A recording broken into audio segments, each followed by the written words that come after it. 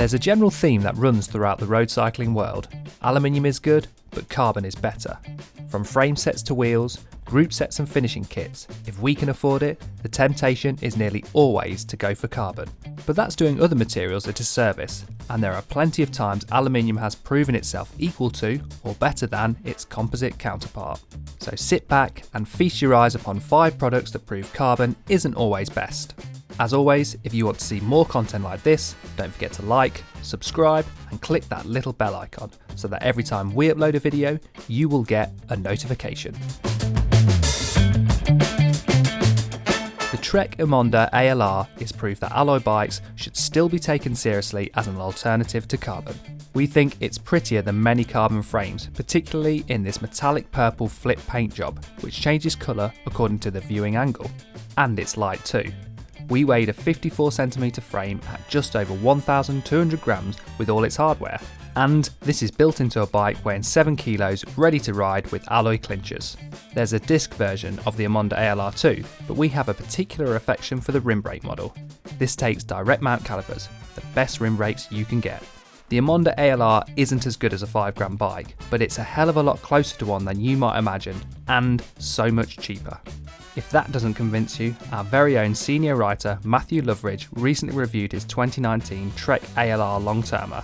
Matthew has ridden a lot of bikes and has a lot of opinions about bikes, so you can be assured that if he thinks it's good, it's going to be one of the best around.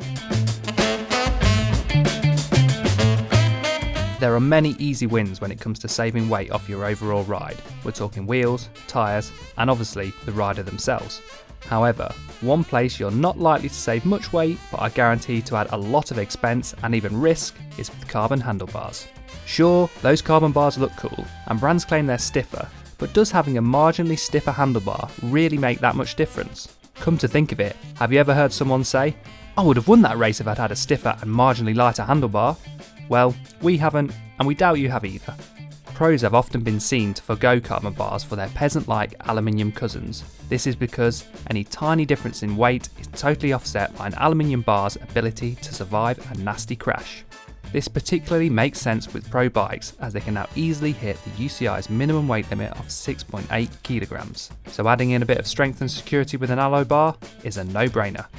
Finally, if this point hasn't enraged all the full carbon finishing kit aficionados enough, we think you could say the same about carbon stems. Just remember to let us know how angry that makes you in the comments. As we've already mentioned, the conventional wisdom within road cycling is that carbon is always better, but in the case of aluminium cranks, that's simply not true. Case in point comes from the biggest group set player on the planet. Shimano still sticks doggedly to aluminium cranks, despite the other big players going to carbon. We suspect the smart folks over at Shimano have thought long and hard and put lots of money into making this decision, so you can be assured there's a good reason behind this. We can only speculate, but the improved durability, equal or greater stiffness qualities, reduced costs and sheer good looks could all play a key part in choosing aluminium over carbon. If you're still not convinced, then look to the World Tour, where plenty of teams use either Shimano or Rotor's aluminium wares.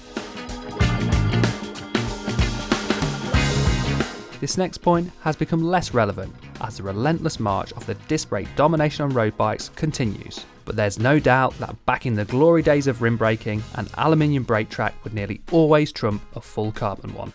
Carbon wheels are lighter and you can form them into more aerodynamic shapes, but for most of us, alloy wheels are more than adequate. They're usually cheaper and brake far better over a wider variety of conditions.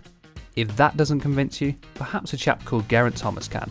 A quick look through his Instagram account shows plenty of occasions over the years where he's been riding wheels with aluminium on the brake tracks.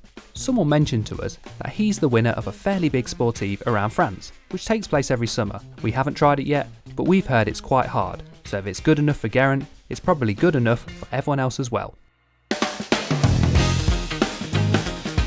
This product has featured in another recent top 5 video, and there's a link to that in the video description. But it would be difficult not to include Shimano's Dura Ace 7810 pedal on this list. These pedals were produced from around 2006 to 2010, and thanks to the aluminium body, we think it's one of the best they've ever made. Along with a full aluminium body, it featured a stainless steel protective plate on top, which could put up with a lot of use and abuse if you were a budding amateur racer. The wide pedal platform also gave plenty of stability for getting the power through those pedals. World Tour pros love them too, thanks to their aforementioned durability and solid pedaling platform. Many riders would hold onto a pair and secretly use them over the newer composite versions. In fact, a quick trawl through the BikeRadar archives revealed this photo of Team Ineos rider Ian Stannard's bike from 2013 with Dura Ace 7810 pedals attached. This was a good couple of years after the pedal was discontinued, so it goes to show how good they really were. What do you think of our list? Did we get it right, or should we have picked something else? As always, let us know in the comments, don't forget to like and subscribe, and click that little bell icon so that every time we upload a video, you get a notification.